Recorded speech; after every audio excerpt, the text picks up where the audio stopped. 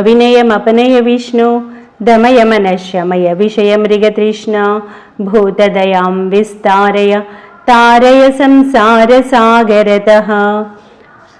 భాగవత ఆణిముత్యాలు అన్న ధారావాహికలో భాగంగా ఈరోజు మనం నృగమహారాజు జీవితం నుండి ఒక ఘట్టాన్ని అధ్యయనం చేద్దాం. శ్రీమద్ భాగవతం దశమ స్కంధం 64వ అధ్యాయంలో ఈ కథ వస్తుంది. ఇది ఎంతో ఆసక్తికరంగా ఉండడమే కాకుండా ఎన్నో ధర్మ సూక్ష్మాలను బోధిస్తుంది. మొదటిగా కథలోకి వెళ్దాం. ఒకరోజు ద్వారకా నగరంలో శ్రీకృష్ణుని కుమారులైన సాంబుడు, ప్రద్యుమ్నుడు మొదలైన రాకుమారులు కొందరు వనవిహారానికి వెళ్ళారట. వారు ఆ వనంలో చాలాసేపు ఆడుకున్నారు. అలసిపోయి నీటి కోసం వెతుకుతున్నారు. అప్పుడు వారికి అక్కడ ఒక పాడుబడిన బావి కనిపించింది. ఆ బావిలో తొంగి చూస్తే నీరు లేదు, కానీ ఒక పెద్ద ఊసరవెల్లి కనిపించిందట. అది ఎంత పెద్దగా ఉందంటే ఒక కొండను బోలి ఉందని భాగవతం చెప్తోంది. వారు దానిపై జాలిగొని దాన్ని బయటికి లాగడానికి ప్రయత్నించారు. పిల్లలందరూ తాళ్లతో కట్టి లాగిన దాన్ని వారు కాపాడలేకపోయారు. అందరూ అప్పుడు కృష్ణుని దగ్గరికి పరిగెత్తారు. వాళ్ళు చూసిన వింత ప్రాణి గురించి చెప్పారు. శ్రీకృష్ణుడు అక్కడికి వచ్చాడు. దాన్ని ఎడమ చేత్తో ఎంతో అవలీలగా బయటికి తీశాడట. వారంతా ఆశ్చర్యపోయారు. ఇంకా ఆశ్చర్యం ఏమంటే శ్రీకృష్ణుని దివ్య కరస్పర్శ తగిలిన వెంటనే ఆ ఊసరవెల్లి రూపం తొలగిపోయి అక్కడ ఒక దివ్య పురుషుడు ప్రత్యక్షమయ్యాడు. అతడు దివ్య వస్త్రాభరణాలను ధరించి ఉన్నాడు. అతన్ని చూడగానే శ్రీకృష్ణుడికి అతని చరిత్ర పూర్తిగా తెలుసు. అయినా అక్కడ ఉన్న జనులకు, రాకుమారులకు అతని ద్వారానే అతని చరిత్ర చెప్పిస్తే బాగుంటుంది అనుకున్నాడు. అందుకే అతన్ని అడిగాడు, మహాత్మా, నీ రూపం ఎంతో అద్భుతంగా ఉంది. చూస్తే ఒక దివ్య పురుషుల్లా కనబడుతున్నావు. నీకు ఈ ఊసరవెల్లి రూపం ఎలా వచ్చింది? మేమంతా నీ వృత్తాంతాన్ని వినేందుకు ఎంతో కుతూహలంగా ఉన్నాం. నువ్వు యుక్తమని భావిస్తే నీ వృత్తాంతాన్ని మాకు పూర్తిగా వినిపించు అని. అప్పుడు ఆ నృగమహారాజు శ్రీకృష్ణుని పాదాలకు నమస్కరించి ఇలా చెప్పాడట, నువ్వు అంతర్యామివి, సాక్షి స్వరూపుడివి, నీకు తెలియందంటూ ఏం లేదు. అయినా నువ్వు అడిగావు కనుక నేను చెప్తున్నాను. నేను ఇక్ష్వాకు వంశానికి చెందినవాణ్ణి. నా పేరు నృగుడు. దానశీలుల పేర్లు ప్రస్తావించినప్పుడల్లా జనులు నా పేరును కూడా ప్రస్తావిస్తుంటారు, నువ్వు వినే ఉంటావు అన్నాడట. యావత్య సికతా భూమే యావత్యో దివి తారకాః యావత్యో వర్షధారాశ్చ తావతీ రదదం స్మగాః. ఈ భూతలంలో ఎన్ని ఇసుక రేణువులున్నాయో, ఆకాశంలో ఎన్ని నక్షత్రాలున్నాయో, వర్షం పడినప్పుడు ఎన్ని నీటి బిందువులు ఉంటాయో అన్ని గోవులను నేను విప్రులకు దానం చేశాను. అవి కూడా మామూలు గోవులు కాదు సుమా. నేను దానం చేసిన ఆవులన్నీ ఎలాంటివంటే లేగదూడలతో కూడి ఉన్నవి, పాడి ఆవులు, యవ్వనంలో ఉన్నవి. మనకి కఠోపనిషత్తులో నచికేతుడి తండ్రి కథ తెలుసు. అతడు పాలు ఇవ్వని, మేత కూడా మేయలేని ముసలి ఆవులను దానంగా ఇచ్చాడు. అది చూసి నచికేతుడు ఎంతో నొచ్చుకున్నాడు. ఇక్కడ అలా కాదు, నృగుడు మేలి రకం ఆవులు, చూడముచ్చట గొల్పేవి, ఏ దోషాలు లేని ఆవులని ఇచ్చాడు. ఇంకా వివరిస్తున్నాడు, పయస్విని స్తరుణి శీలరూప గుణోపపన్న కపిల హేమశృంగి న్యాయార్జిత రూప్యఖుర సవత్స దుకూలమాలాభరణ దదావహం. నేను దానంగా ఇచ్చిన ఆవులు ఎటువంటివంటే వాటి కొమ్ములకి బంగారు తొడుగులుంటాయి, వాటి కాలి గిట్టలకి వెండి తొడుగులుంటాయి. అవన్నీ కూడా పట్టు వస్త్రాలతో, పూల మాలలతో, ఆభరణాలతో అలంకరించబడి ఉంటాయి. ఈ ఆవులన్నీ నేను న్యాయంగా సమకూర్చుకున్నవే సుమా. అటువంటి గోవులను నేను బ్రాహ్మణ శ్రేష్ఠులైన యువకులకు దానం చేశాను. అంతేకాదు వారిని అందరినీ నూతన వస్త్రాభరణాలతో అలంకరించాను. వారు ఎటువంటి వారు అంటే సద్గుణవంతులు, సౌశీల్య సంపన్నులు, పేద కుటుంబానికి చెందినవారు, అయినా వ్రతనిష్ఠాపరులు, తపశ్చర్య నిరతులు, వేద పండితులు. అంటే నేను సత్పాత్ర దానం చేశాను అని చెప్తున్నాడు. అంతేకాదు నేను పంట భూములని, మేలిమి బంగారాన్ని, చక్కని గృహాలను, మేలుజాతి అశ్వాలను, గజాలను, కన్యలను, వెండి రత్నాలు, వస్త్రాలు మొదలైన వాటిని కూడా నేను దానం చేశాను. ఇంత దానశీలికి ఊసరవెల్లి జన్మ ఎందుకు వచ్చింది అంటే ఇక్కడ నృగమహారాజుకి ఒక చిన్న పొరపాటు జరిగిపోయిందట. ఏమిటది? కస్యచిత్ ద్విజముఖస్య భ్రష్ట గౌర్మమ గోధనే సంపృక్త అవిదుషా సాచ మయా దత్త ద్విజాతయే. నేను ఒక బ్రాహ్మణుడికి దానం ఇచ్చిన ఒక గోవు ఏం చేసింది, ఆయన నుండి తప్పించుకొని మళ్ళీ నా ఆవుల మందలో కలిసిపోయింది. నేనేమో ఆ విషయం తెలియక దాన్ని మళ్ళీ మరొక బ్రాహ్మణుడికి దానం చేసేసాను. ఆ గోవును దానంగా పుచ్చుకున్న బ్రాహ్మణుడు దాన్ని ఇంటికి తీసుకెళ్తూ ఉంటే మొదటి బ్రాహ్మణుడు దాన్ని చూశాడు. ఇది నా ఆవు, నువ్వెలా తీసుకుపోతున్నావని అడిగాడు. రెండో బ్రాహ్మణుడు అన్నాడు, నీ గోవును నేనెందుకు తీసుకుంటాను, ఇది నాది, దీన్ని నాకు నృగమహారాజు దానం ఇచ్చాడు అని. ఈ విధంగా వారిద్దరి మధ్య కొద్దిగా వాదోపవాదాలు జరిగాయి. వారిద్దరూ రాజు వద్దకు వచ్చి వారి వారి వాదనలను వినిపించారు. రెండో బ్రాహ్మణుడు అన్నాడంట, రాజా, నువ్వు నాకు ఇప్పుడు ఈ గోవును దానం చేసావు కదా, నేను దాన్ని ఇంటికి తోలుకుపోతూ ఉంటే ఇతను అడ్డుకొని నువ్వు నా ఆవును దొంగిలించావు అంటున్నాడు. వారి ఇరువురి మాటలు విని రాజు దిగ్భ్రమకులోనయ్యాడు. పెద్ద ధర్మ సంకటంలో పడ్డాడు.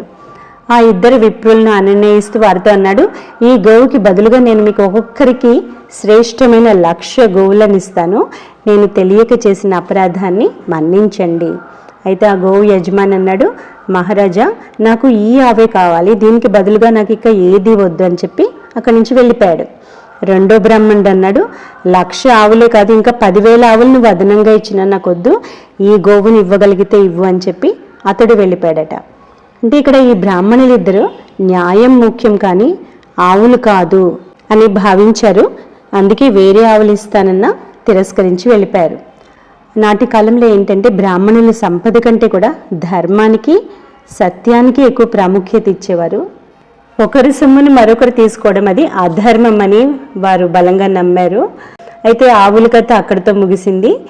కానీ నృగమహారాజు ఆయువు ముగిశాక యమకింకరులు ఎప్పుడైతే అతన్ని యమలోకానికి తీసుకెళ్లారో యమధర్మరాజు ఆయన అడిగాడట, నువ్వు పాపకర్మ ఫలాన్ని ముందు అనుభవిస్తావా లేదా పుణ్యకర్మ ఫలాన్ని అనుభవిస్తావా?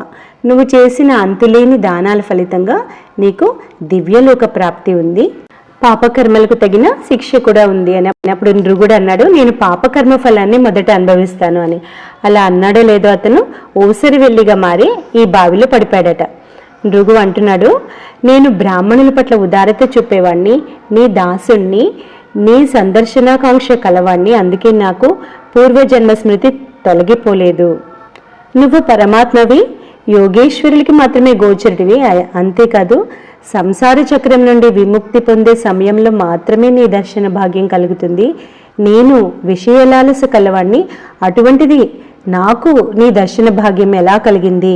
అది నీ కృప మాత్రమే అని అంటున్నాడు. దేవదేవ జగన్నాథ గోవింద పురుషోత్తమ నారాయణ హృషికేశ పుణ్యశ్లోక అచ్యుత అవ్యయ అనుజానీహి మాం కృష్ణ యాంతం దేవగతిం ప్రభో యత్ర క్వాపి సతశ్చేతో భూయాన్మే త్వత్పదాస్పదం. ఓ దేవదేవ జగన్నాథ, నాకు దేవలోకానికి వెళ్ళే అనుమతి ఇవ్వు. నేను ఎక్కడున్నా నీ పాదారి విందాలపై నా మనస్సు లగ్నమై ఉండేలా నన్ను అనుగ్రహించు. నమస్తే సర్వభావాయ బ్రహ్మణే అనంత శక్తయే కృష్ణాయ వాసుదేవాయ యోగానాం పతయే నమః ఇత్యుక్త్వా తం పరిక్రమ్య పాదౌ స్పృష్ట్వా స్వమౌలినా అనుజ్ఞాతో విమానం ఆరుహత్ పశ్యతాం నృణాం. ఇలా పలికి నృగుడు శ్రీకృష్ణుడికి పాదాభివందనం చేశాడు. అందరూ చూస్తుండగానే ఆయన అనుమతి తీసుకుని దివ్య విమానంలో అక్కడి నుంచి వెళ్ళిపోయాడట. ఇదంతా వినగానే మనకు వెంటనే సందేహం కలుగుతుంది, తెలియకుండా చేసిన పొరపాటుకు కూడా ఇంత పెద్ద శిక్ష ఉంటుందా అని. ఇక్కడ శ్రీమద్ భాగవతం అంటోంది, శ్రీకృష్ణుడు ధర్మాత్ముడు, బ్రాహ్మణుల పట్ల ఆదరాభిమానాలు కలవాడు. నృగమహారాజు వెళ్ళిపోయాక తన పరిజనులకు ఆయన ధర్మ సూక్ష్మాలను ఈ విధంగా బోధించాడట. ఏమి అవి? దుర్జరం బత బ్రహ్మస్వం భుక్తమగ్నిర్మనాగాపి తేజీయసోపి కిముత రాజ్ఞాం ఈశ్వరమానినాం. బ్రాహ్మణుల సొత్తుంటుంది చూసారా, అది భక్షిద్దాం అనుకున్నా అది వేరే ఎవరికి జీర్ణం కాదు. గొప్ప తేజస్సు కలవాడు కూడా దాన్ని జీర్ణించుకోలేడు. ఇక మేము రాజులం అని భ్రమించే సామాన్యుల సంగతి వేరే చెప్పాలా, అది విషం లాంటిదే అనుకోండి అని చెప్తున్నాడు. నాహం హాలాహలం మన్యే విషం యస్య ప్రతిక్రియ బ్రహ్మస్వం హి విషం ప్రోక్తం నాస్య ప్రతివిధిర్భువి. నేను హాలాహలాన్ని కూడా విషంగా భావించను. బ్రాహ్మణుని సంపద విషం కంటే ప్రమాదకరమైనది. ఎందుకంటే విషానికైనా విరుగుడు ఉంటుంది, కానీ బ్రాహ్మణుని సొత్తు అపహరిస్తే కలిగే పాపాలకు ప్రాయశ్చిత్తం లేదు సుమా అని. హినస్తి విషం అత్తారం వహ్నిరద్భి ప్రశామ్యతి కులం సమూలం దహతి బ్రహ్మస్వ అరణి పావకః. విషయం తిన్నవాణ్ణి హతమారుస్తుంది, నీళ్లు పోస్తే అగ్ని చల్లారుతుంది. కానీ బ్రాహ్మణుడి సొత్తు అని అగ్ని వాని వంశాన్ని సమూలంగా దహించి వేస్తుంది. బ్రాహ్మణుని సొమ్మును గనుక అతని అనుమతి లేకుండా అనుభవిస్తే అది వారి 3 తరాల వారిని నశింపచేస్తుంది. పతనావస్థ తప్పదు. వారు నరకంలో ఘోర యాతనలు అనుభవిస్తారు. ఒకవేళ బ్రాహ్మణుడు మీకు అపరాధం తలపెట్టినా సరే మీరు వారికి ద్రోహం చేయకూడదు. అతడు తిట్టినా కొట్టినా నమస్కరించినా మీరు మాత్రం అతనికి నిత్యం నమస్కరించడమే ఉత్తమం. నేను కూడా సర్వదా బ్రాహ్మణులకి వినయంగా నమస్కరిస్తాను, మీరు కూడా అలాగే చేయండి. అలా చెయ్యని వారిని నేను కూడా క్షమించను, దండిస్తాను. భృగు మహారాజుకు తెలియకుండానే ఆ బ్రాహ్మణుడి ఆవు అతని ఆవుల మందలో చేరింది. దానికే ఆయన దుఃఖాన్ని అనుభవించాల్సి వచ్చింది. కనుక తెలిసి చేసినా తెలియకుండా చేసిన బ్రాహ్మణ సొత్తును అనుభవించేవాడు దుఃఖాల పాలవుతాడు అని ఈ విధంగా శ్రీకృష్ణుడు తన అనుచరులకు బోధించి తన మందిరానికి చేరాడు అంటుంది భాగవతం. ఇక్కడ మనం భృగు మహారాజ్ జీవితం నుండి నేర్వవలసిన పాఠాలు ఏమిటో చూద్దాం. దానికి ముందుగా మనకి పెద్ద సందేహం వస్తుంది, బ్రాహ్మణులంటే ఎవరు? బ్రాహ్మణ కులంలో పుట్టిన వారే బ్రాహ్మణులా అని. ఈ కథలో లేదా హిందూ పురాణాల్లో ఎక్కడైనా సరే బ్రాహ్మణుడు అనే పదానికి అర్థం కేవలం పుట్టిన కులం మాత్రమే కాదు అని అర్థం చేసుకోవాలి. భగవద్గీతలో శ్రీకృష్ణుడు చాతుర్వర్ణ్యం మయా సృష్టం గుణకర్మ విభాగశః అని చెప్పాడు. అంటే వర్ణాలు మనిషి యొక్క గుణం మరియు కర్మ ఆధారంగా ఏర్పడ్డాయి.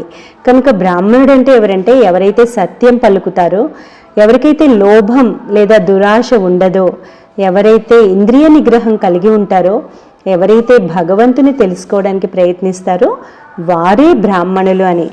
ఈ కథలో ఆ బ్రాహ్మణులు 1,00,000 గోవుల ఆశ చూపినా లొంగలేదు. అంటే వారికి ఆస్తి కంటే ధర్మమే ముఖ్యం. అటువంటి నిష్కామ బుద్ధి ఉన్న వారినే పురాణాలు నిజమైన బ్రాహ్మణులుగా గుర్తించాయన్నమాట. అయితే భృగు మహారాజు బ్రాహ్మణులకు భయపడ్డాడు అంటే ఆయన భయపడింది ఒక వ్యక్తికి కాదు, ఆ వ్యక్తిలోని తపశ్శక్తికి.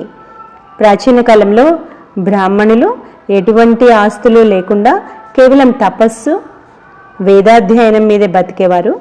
కనుక వారు ఏది పలికినా అది జరిగిపోయే శక్తి వారికి ఉండేది. వారు సమాజానికి నైతిక మార్గదర్శకులుగా ఉండేవారు. అలాంటి వారిని అవమానించడం అంటే ధర్మాన్నే అవమానించడం. అందుకని ఇక్కడ రాజు భయపడ్డాడు.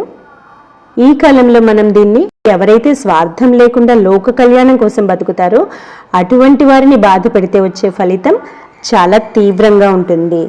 కనుక మృగమహారాజు కథలో బ్రాహ్మణుడు అనేది ఒక ప్రతీకాత్మకం మాత్రమే. అది సత్యానికి నియమబద్ధమైన జీవనానికి సంకేతం అన్నమాట. బ్రాహ్మణులు తమ గుణాల ద్వారా ఉన్నత స్థితిని పొందారు. అందుకే వారిని ఆ కాలంలో అంతగా గౌరవించేవారు.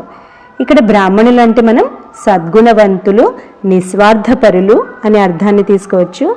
అటువంటి వారి సొత్తును మనం ఆశపడకూడదు, వారికి కష్టాలు కలిగించకూడదు.